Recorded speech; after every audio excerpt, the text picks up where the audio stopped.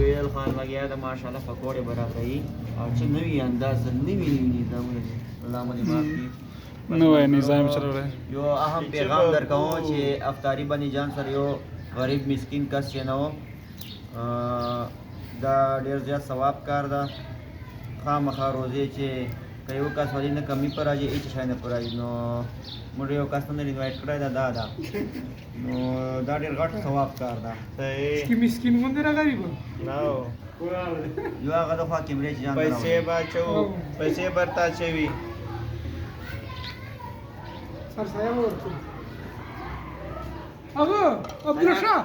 هلته سور بوتل دغه اوبو ډکه زر دا خوار ټکار وې دا وای خوار هله زر کړه ته خزو وای قسم ته کوم کته ما ورور 500 کړه مې نه وې او کو